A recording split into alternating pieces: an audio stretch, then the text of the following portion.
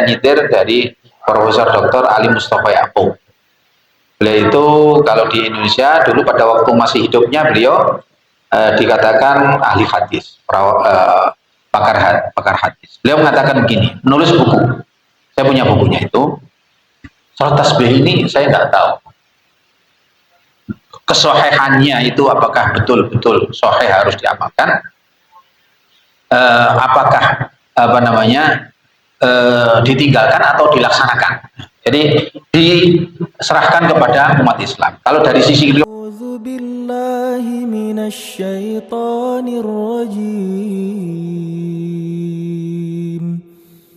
Bismillahirrahmanirrahim.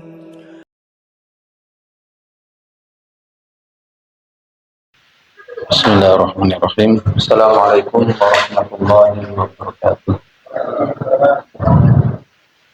Alhamdulillahirabbil alamin wa bihi nasta'inu ala umuri dunya waddin. Wa sallallahu ala nabiyyina Muhammadin wa ala alihi wa ashabihi wa tabi'in ajma'in. Amma ba'du. Jamaah salat maghrib yang dirahmati Allah Subhanahu wa taala. Marilah kita lanjutkan kajian kita fikih sunnah pada petang hari ini. Mudah-mudahan dalam rangka thalabul ilmi ini kita dirahmati oleh Allah Subhanahu wa taala. Kita diberi ketentraman jiwa, ketentraman hati yang bisa mengendalikan fisik kita, mengendalikan kehidupan kita sehari-hari. Jemaah salat maghrib yang dirahmati Allah Subhanahu wa taala. Pada kesempatan yang lalu kita bahas tentang sholatul tatawwu, salat sunnah. Di antaranya adalah qiyamul lail. Nah, pada petang hari ini kita bahas tentang sholatul duha. Sholatul duha, fadluha, warada fi fadli sholatul duha ahaditsun katsiratun nadhkuru minha ma yali. Banyak hadis-hadis yang menceritakan tentang sholat duha. Di sini akan kami sebut sebagian saja. Hadis yang pertama diriwayatkan an Abi Dzarrin radhiyallahu anhu qala Rasulullah sallallahu alaihi wasallam yusbihu ala kulli sulama min ahadikum sadaqah. Setiap hari, setiap pagi, setiap orang melewati hidupnya mesti mulai dari pagi. Setiap pagi, setiap persendian tubuh itu mempunyai kewajiban untuk bersedekah. Fa kullu tasbihatin sadaqah. Maka setiap ucapan tasbih itu adalah sedekah. Wa kullu tahmidatin sadaqah. Setiap kali ucapan memuji Allah itu juga sedekah. Wa kulli tahlilatin sedekah. Setiap kali ucapan tahlil la ilaha illallah itu adalah sedekah. Wa kullu takbiratin sedekah. Setiap kali membaca takbir Allahu akbar itu adalah sedekah. Wa amrun bil ma'rufi sedekah. Dan memerintahkan, mengajak kepada yang ma'ruf, yang baik, yang soleh, amal soleh itu adalah sedekah. Wa nahyun 'anil munkari sedekah, mencegah, melarang atau menyebabkan tidak terjadi suatu kemaksiatan itu adalah sedekah. Wa yujzi min dzalika, yang bisa membandingi dengan kewajiban setiap persendian tubuh itu sedekah tersebut adalah rakaatani yarka'uhuma minad duha. Seseorang ketika sholat duha itu sudah bisa mencukupi kewajiban untuk bersedekah setiap persendian tubuh manusia. Ini hadis yang pertama.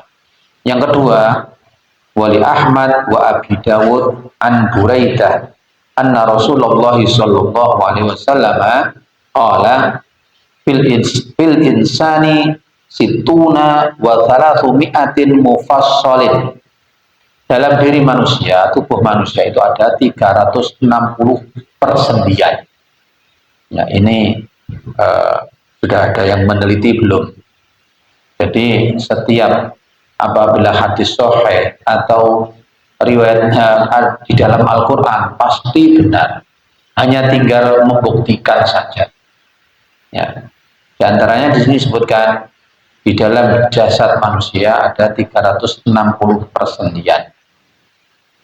Alaihi ayatasaddaqu an kulli mufassalin minha sadaqatan. Setiap persendian tersebut ada yang jumlahnya 360 persendian tersebut berkewajiban untuk bersedekah.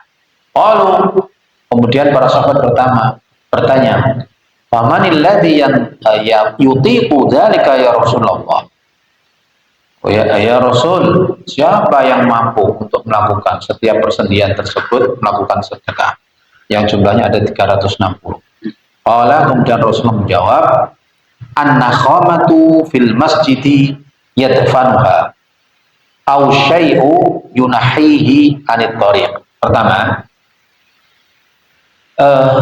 di antaranya sedekah tersebut adalah menutupi ludah yang ada di masjid atau di sekitaran masjid. Misalnya ada orang meludah atau ingus ada di situ, atau sesuatu yang mengkotori masjid, kemudian ditimbun atau disingkirkan, maka itu adalah sedekah. Atau menghindarkan atau menjauhkan sesuatu yang ada di jalan.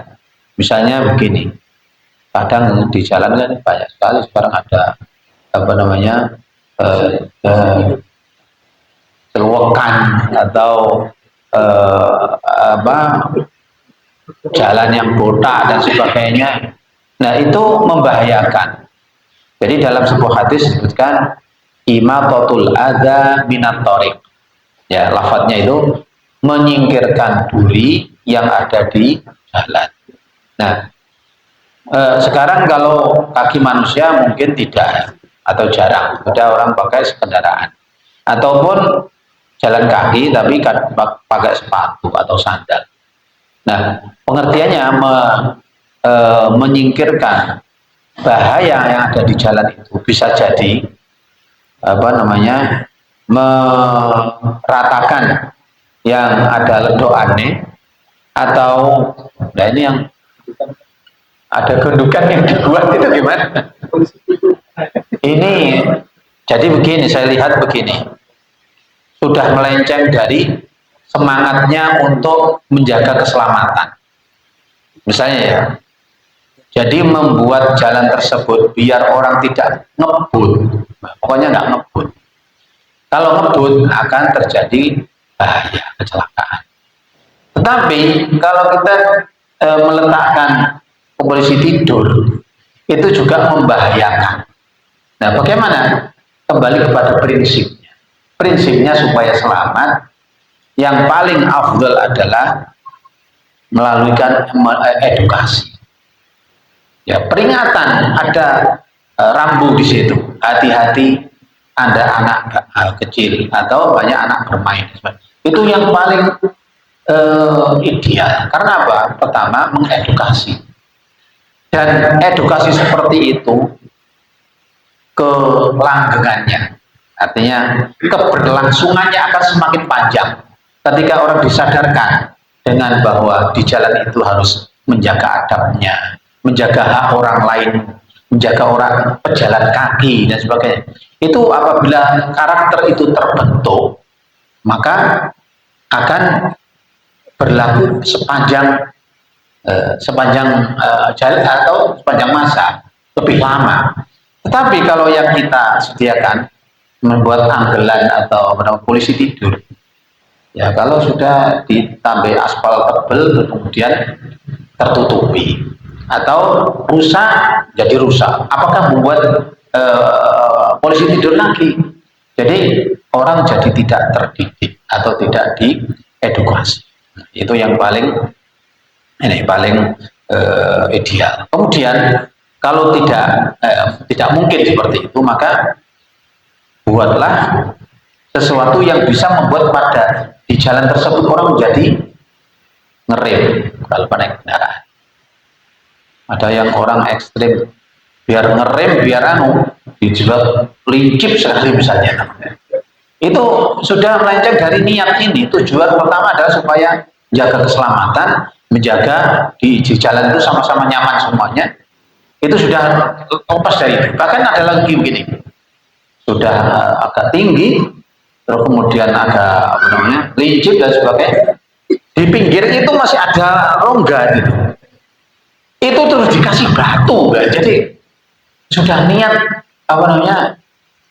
meletakkan kesulitan di jalan. Terus ada lagi yang membuat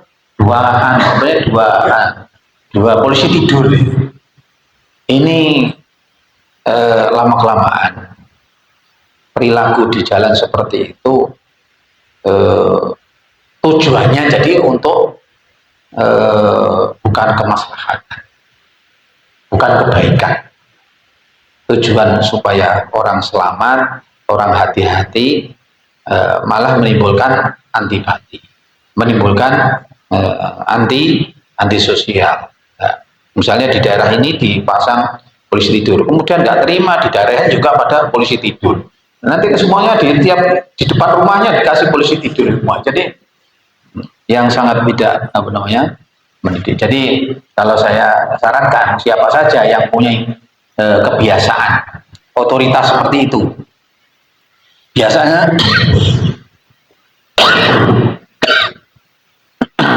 RT, ini agak yang jabat RT enggak, atau RW, atau kepala dusun.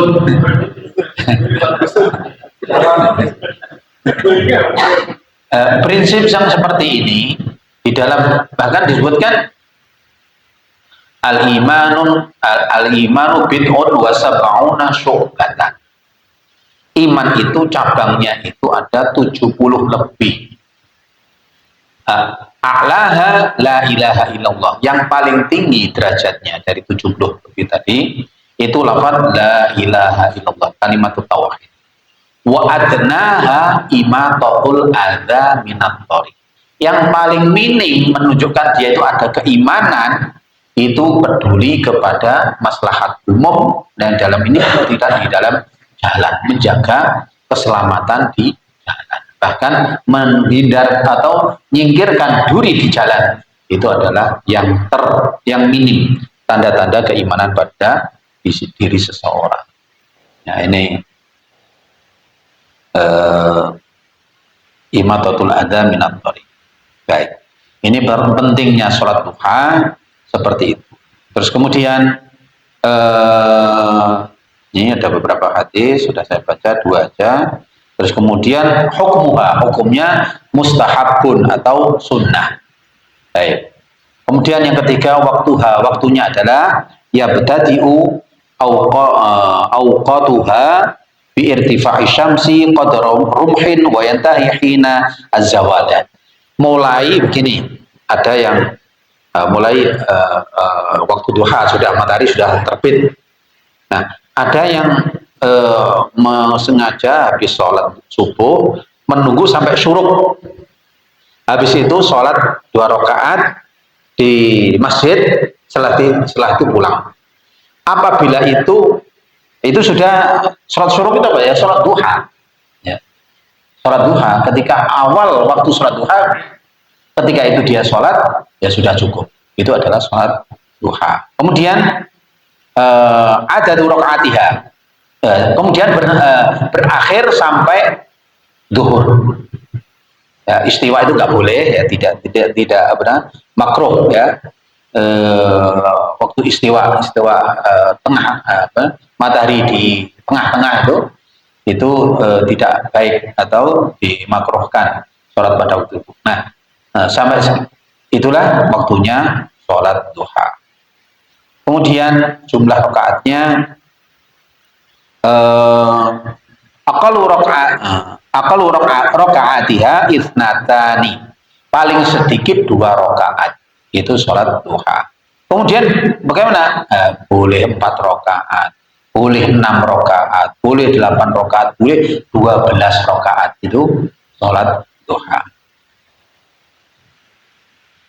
Terus kemudian baik, sholatul istikharah. Nanti ada pertanyaan atau ada nanti agak belakangan dikit.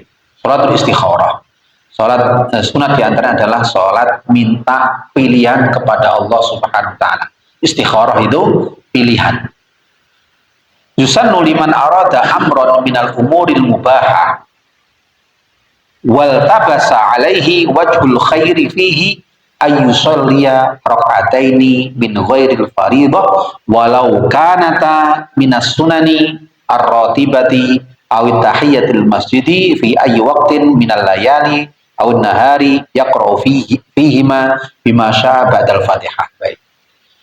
Setiap orang ketika mempunyai niat melakukan sesuatu, misalnya hari ini saya mau pergi ke Blitar, dan perginya tersebut hukumnya mubah untuk urusan pekerjaan, bukan pekerjaan, kalau pekerjaan wajib ya, misalnya tugasnya ya wajib, ingin mengunjungi teman atau ingin melakukan perdagangan. Wah, ini berangkat nggak ya? Berangkat nggak? Nah, kalau dia ragu, maka dianjurkan untuk sholat istikharah. Ya. Pilihan, minta pilihan kepada Allah, apakah dia berangkat maupun tidak. Terus kemudian gini misalnya, pilihan pekerjaan atau ya, usaha misalnya, ingin buka warung atau ingin buka counter apa namanya pulsa misalnya, atau apa saja misalnya pilihan, atau yang sedang kuliah misalnya, waduh ngambil fakultas apa ya, misalnya, lagi mau tes masuk itu, kadang seperti itu, kadang ragu, fakultas teknik atau fakultas apa namanya sosial dan sebagainya.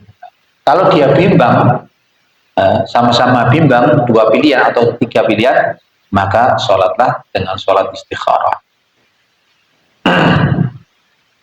Maka dia supaya sholat 2 rakaat yang selain sholat fardu, terus kemudian waktunya pagi, siang, sore, malam, kapan saja, setiap saat ada suatu keinginan, maka sholatlah 2 rakaat. Kemudian thumma yahmatullaha wa yusalli ala nabi sallallahu alaihi wasallam wa thumma yad'u bid-du'ai alladzi rawahu al-Bukhari. Nah, kemudian setelah sholat 2 rakaat, salam ya, seperti sholat yang lain, membaca Al-Fatihah, kemudian baca surat apa saja, terus kemudian ruku, sujud, sampai kemudian salam, kemudian berdoa seperti diajarkan oleh Rasulullah SAW.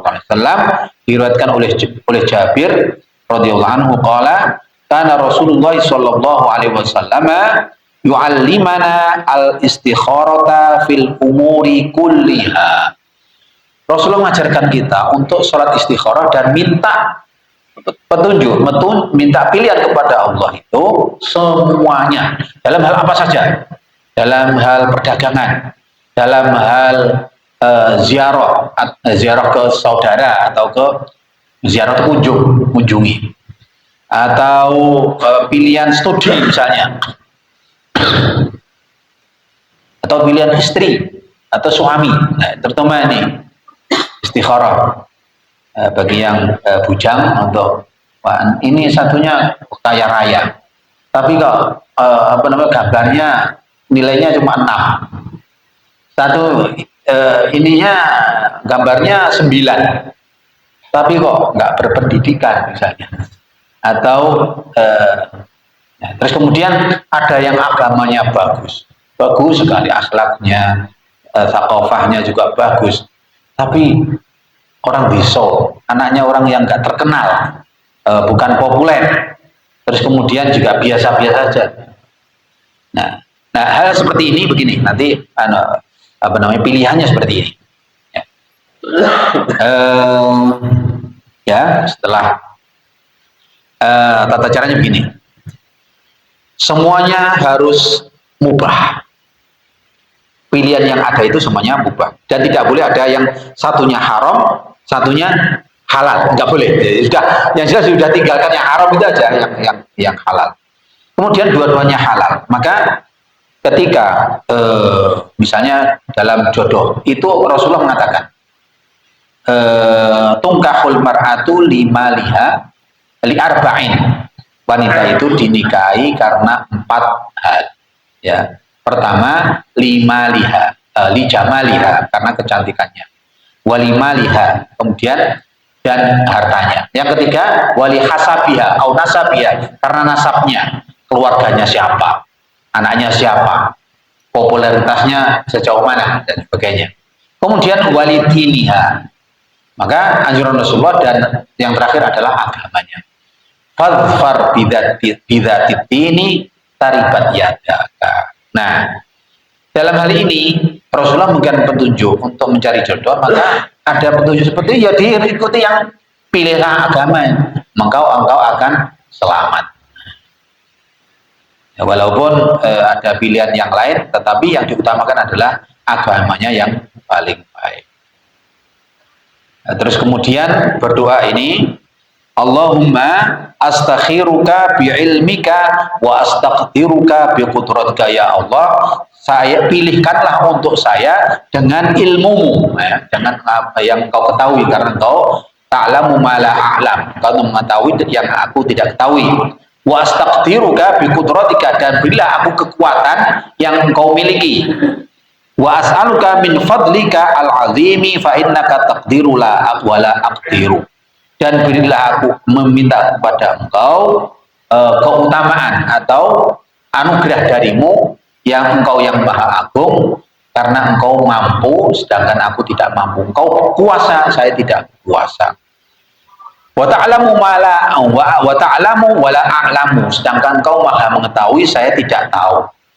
Wa anta 'allamul ghuyub, dan engkau zat yang maha mengetahui hal-hal yang gaib atau yang saya tidak ketahui.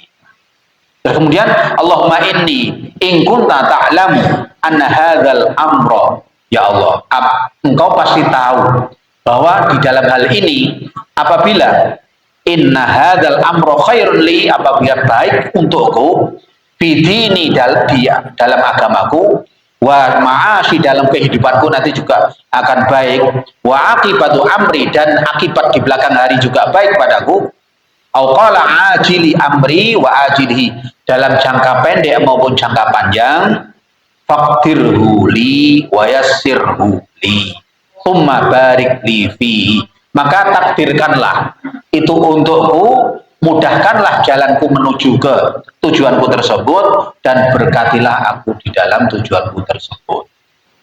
Wa in kunta ta'lamu anna hadzal amr syarrun li, dan kau pasti tahu bahwa di dalam hal tersebut itu buruk bagiku, fi dini, di agama, di dalam agama, bagi agamaku, wa ma'ashi, dan kehidupanku, wa akibatu amri, dan akibatnya belakang hari itu buruk padaku, au qala, atau dia katakan ajilu amri wa ajilihi, baik jangka pendek maupun jangka panjang, fasrifhu anni, hindarkanlah itu dariku, jauhkanlah aku dari hal tersebut.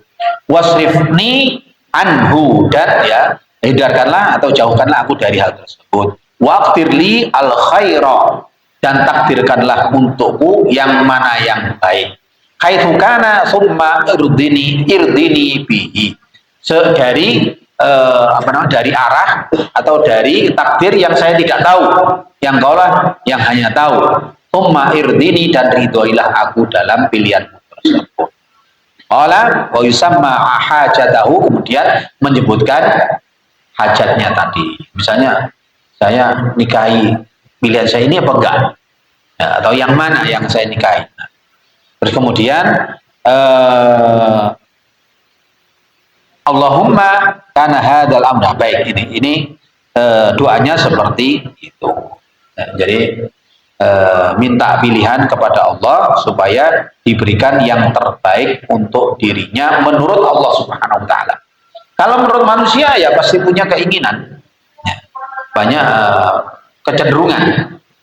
Nah, terus kemudian bagaimana? Setelah itu dia mana yang mantap ya?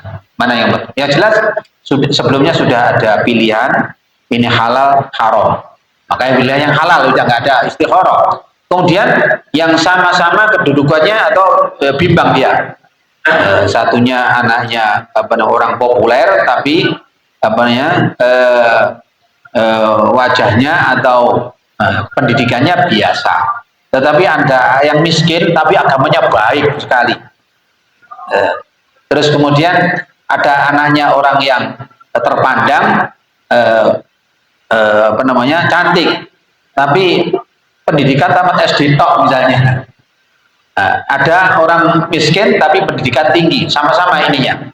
Maka seperti itu bisa istikharah. Baik. Kemudian sholat tasbih. Ya. Sholat tasbih ini saya mengambil gini ya, karena ada riwayat, banyak sekali riwayatnya. Terus tentang aturannya itu kayaknya tersendiri. Tidak seperti dalam hadis shollu kama ra'aitumuni usolli. Jadi tapi Rasulullah mengatakan ini. Ya, jadi riwayatnya itu banyak riwayat. Terus kemudian saya nyitir dari Profesor Dr. Ali Mustafa Yaakob. Beliau itu kalau di Indonesia dulu pada waktu masih hidupnya beliau dikatakan ahli hadis, pakar hadis. Beliau mengatakan begini, menulis buku. Saya punya bukunya itu. Sholat tasbih ini saya nggak tahu kesohihannya itu apakah betul-betul sahih harus diamalkan. Apakah ditinggalkan atau dilaksanakan. Jadi diserahkan kepada umat Islam. Kalau dari sisi riwayatnya banyak yang meriwayatkan tersebut. Tapi tata caranya itu berbeda dengan sholat yang lain. Baik, sholatnya begini. An Ikrimah an Ibni Abbas qala Rasulullah sallallahu alaihi wasallam li Abbas ibn Abdul Muttalib. Beliau berkata kepada Abbas pamannya, "Ya Abbas, ya Ammah, wahai pamanku, ala udika, ala amnahuka, ala uhibbuka, maukah engkau aku beritahukan padamu, ala af'alu bika asyru hisalin, aku ajarkan atau aku berikan berita engkau tentang 10 hal. In anta fa'alta dzalika ghafarallahu laka, ghafarallahu dzambaka awwalahu wa akhirahu, qadimahu wa hadithahu, khata'uhu wa amadahu, saghirahu wa kabirahu, sirrahu wa alaniyatahu."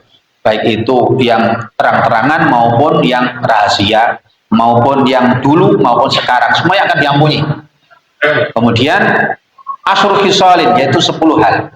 Antusolliya arba'a raka'atin, engkau sholat 4 rakaat, taqra'u fi kulli raka'atin bi Fatihatil Kitab wa suratan. Setiap rakaat engkau baca Al-Fatihah, baca surat. Fa idza faragta minal qira'ah fi awwali raka'atin faqul wa anta qa'imun, masih berdiri setelah baca surat tadi. Kemudian subhanallah walhamdulillah wala ilaha illallah wallahu akbar khamsa asyrota, 15 kali. Kemudian kemudian rukuk, kau baca 10 kali bacaan tersebut di atas. Tarfa'u, ketika i'tidal engkau baca juga 10 kali. Kemudian engkau sujud, engkau baca 10 kali. Engkau duduk di antara 2 sujud, engkau baca 10 kali. Tasjudu, sujud lagi, engkau baca 10 kali.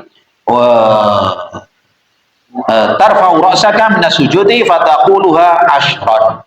Setelah itu engkau ketika berdiri rakaat yang selanjutnya dibaca 10 kali. Baik, itu tata cara. 4 rakaat seperti itu. Nah, ini kan berbeda dengan sholat-sholat yang lain. Ya. Baik. Sampai di sini ada pertanyaan. Selanjutnya nanti ada sholatul hajah dan sholatul taubah. Kemarin ditanyakan sholatul khusuf dan sholatul khusuf. Ya. Enggak ada pertanyaan. Baik, saya baca terus kalau enggak ada. Sholatul al-hajat. Sholat hajat itu Rawah Ahmad bisanadin sahihin an Abi Darda anna Nabiy sallallahu alaihi wasallam qala man tawaddaa fa asbaghal wudu tsumma shalla rak'ataini yutimmuhuma atahu Allahu ma sa'ala muajjalan aw muakharan. Barang siapa yang mempunyai keinginan besar terhadap sesuatu, ya, mempunyai azam, keinginan yang besar, maka dia kemudian wudu, terus kemudian sholat 2 rakaat, maka Allah akan memberikan apa yang diinginkannya, baik segera maupun dalam jangka waktu apa sekarang atau yang akan datang, baik apa namanya segera atau jangka pendek segera dikabulkan, atau jangka panjang atau ditunda keinginannya tersebut, pengabulan oleh Allah Subhanahu wa taala tersebut dalam jangka waktu panjang. Baik, kemudian sholat taubat. An Abi Bakrin radhiyallahu anhu qala sami'tu Rasulullah sallallahu alaihi wasallam yaqul ma min rajulin yudhnibu dzamban thumma yaqumu fayudhhiru thumma yusalli.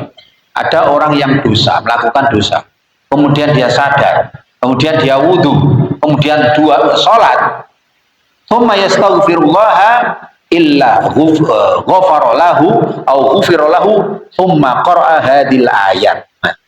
Kemudian setelah sholat dia kemudian beristighfar kepada Allah dan membaca ayat walladzina idza fa'alu fahishatan aw dzalamu anfusahum dzakarullaha fastaghfaru lidzunubihim wa may yaghfiru dzunuba illallah wa lam yusirru ala ma fa'alu wa hum ya'lamun ulaika jazaohum maghfiratun min rabbihim wa jannatun tajri min tahtihal anharu khalidina fiha.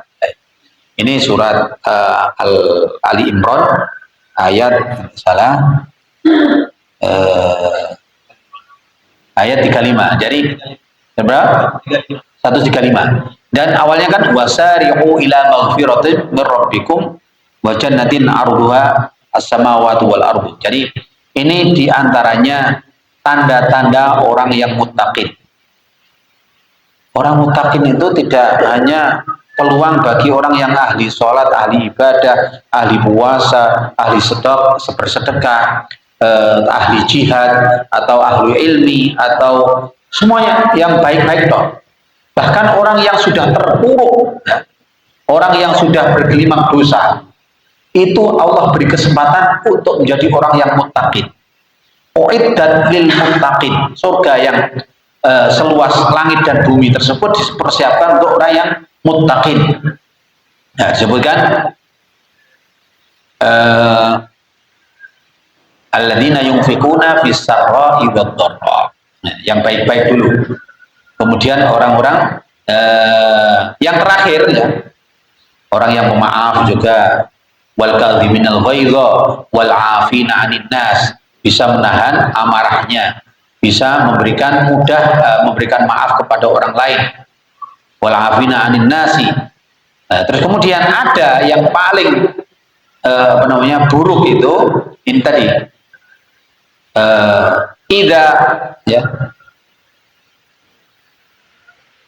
walladzina idza fa'alu fahishatan, orang yang sudah melakukan dosa besar, diantaranya zina misalnya, karena disebutkan dalam surat An-Nur itu kan wala taqrabu zina innahu kana fahishatan, fahisyah perbuatan yang keji, wasa sabila, dan jalan yang paling buruk. Orang yang pernah melakukan dosa besar, keji, atau menzalimi diri mereka sendiri, diantaranya zalim pada dirinya itu ya ini. Nah, dari surat Al-Luqman itu disebutkan ya, inna syirka la dzulmun azim. Syirik itu zalim yang sangat besar, yang dosa besar ya. Kemudian orang-orang yang zalim pada dirinya mereka kemudian ingat dan taubat. Fastaghfiru dzunubihim, minta ampun kepada Allah untuk dosanya, karena dosanya, dan yang hanya bisa menghapus dosa adalah Allah SWT, dan tidak meneruskan ya, dengan catatan. Ketika misalnya suka judi, dia tobat, ya tidak diteruskan judinya, atau biasa ngambil hartanya orang lain, atau hartanya publik, hartanya masyarakat, hartanya negara misalnya, sudah terbiasa, biasanya itu orang menikmati kebiasaan seperti itu sulit untuk keluar. Tapi kemudian dia sadar, kemudian minta ampun kepada Allah, kemudian tidak meneruskan perbuatan tersebut wahum ya'lamun, dan mereka itu sadar dengan itu, ulaika jazaa'uhum maghfiratun min rabbihim, akan mendapatkan ampunan dari Allah dan surga yang di bawahnya mengalir air atau sungai-sungai, khalidina fiha, dan dia akan kekal di surga tersebut. Nah ini sholat taubat itu dasarnya hadis ini. Waraw at-Tabrani fil kabiri bi sanadin hasanin an Abi Darda anna Nabiy sallallahu alaihi wasallam man tawadda'a fa ahsana al-wudu thumma qama fa shalla rak'ataini aw arba'an maktubatan aw ghaira maktubatin yuhsinu fihinna ar-ruku' wa sujud thumma yastaghfirullah ghufira lahu. Barang siapa yang melakukan dosa kemudian dia sadar, insaf, kemudian sholat wudu dengan sempurna, kemudian dia sholat 2 rakaat atau 4 rakaat, atau sholat tersebut wajib, ya, sholat tersebut wajib bukan sunnah, kemudian dia minta ampun kepada Allah, maka Allah akan mengampuni. Kemudian sholatul kusuf dan sholatul khusuf, gerhana matahari dan gerhana bulan. Ada pertanyaan? Baik. Yang terakhir sholatul kusuf. Ittafaqal ulama wa anna sholatal kusufi sunnatun muakkadatun fi haqqir rijali wan nisa. Salat gerhana matahari kusuf itu haknya setiap muslim, laki maupun perempuan.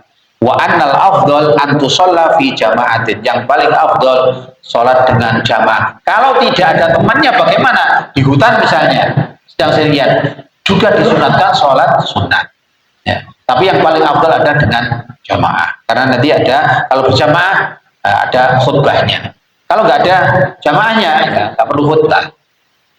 Kemudian wa ikanat al jama'atu laisat syarton fiha, walaupun jamaah itu tidak syarat, tidak menjadi syarat. Lain dengan sholat Jumat. Sholat Jumat itu syaratnya diantaranya berjamaah. Wa yunadilaha as-sholatu jama'atun. Baik. Ketika jamaah, kemudian sholatul jami'ah, imamnya menyeru seperti itu. Wal jumhur minal ulama yang diandaha rakaatani. Jumhur ulama mengatakan minimal itu 2 rakaat. Tetapi ada yang mengatakan di sini adalah 4 rakaat. Jadi menurut jumhur ulama, sholat kusuf dan khusuf itu 2 rakaat. Walaupun ada yang meriwayatkan 4 rakaat.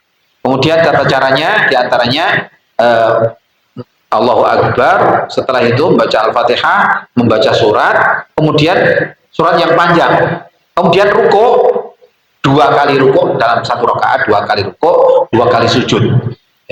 Ruku pertama, kemudian i'tidal, membaca Al-Fatihah lagi, kemudian baca surat lagi, lebih pendek dari surat pertama tadi. Kemudian habis itu sujudnya 2 kali. Nah, terus kemudian rakaat yang kedua seperti dilakukan pada rakaat pertama, baca Al-Fatihah, baca surat, habis itu ruku, terus kemudian i'tidal. Ketika i'tidal tersebut juga membaca Al-Fatihah, baca surat, habis itu sujud, kemudian melanjutkan sampai salam. Kemudian setelah salam, apabila berjamaah, maka disyariatkan untuk khutbah. Nah, khutbahnya diantaranya baik mengingatkan bahwa alam matahari, bulan, dan segala yang di alam ini adalah kekuasaan Allah Subhanahu wa Ta'ala. Bukan tanda ketika matahari gerhana itu karena bukan kematiannya seseorang, dan juga bukan tanda kehancuran satu kaum, bukan tanda kelahiran seseorang, karena itu adalah kehendak dari Allah Subhanahu wa Ta'ala. Maka diingatkan supaya takut kepada Allah, takut kepada kekuasaan Allah Subhanahu wa Ta'ala yang kekuasaannya tidak terbatas, mutlak, dan tidak ada batasnya. Maka supaya kita takut apabila Allah mentakdirkan sesuatu yang buruk di dunia ini, sehingga yang buruk tersebut akan menimpa kita. Baik, demikian juga sholat khusuf, sholat gerhana bulan. Tata caranya juga demikian sama. Ketika mulai gerhana sudah bisa melakukan sholat. Tengah-tengah gerhana misalnya juga bisa melakukan sholat asalkan gerhananya belum selesai atau belum lewat. Baik, baik demikian yang dapat kita sampaikan pada kesempatan ini. Mudah-mudahan ini ajaran Rasulullah ini kita bisa menirunya dan bisa melaksanakannya. Aku qouli hadza astaghfirullah li wa lakum. Assalamualaikum warahmatullahi wabarakatuh. Subhanakallahumma wa bihamdika asyhadu an la ilaha illa anta astaghfiruka wa atubu ilaik. الحمد لله رب العالمين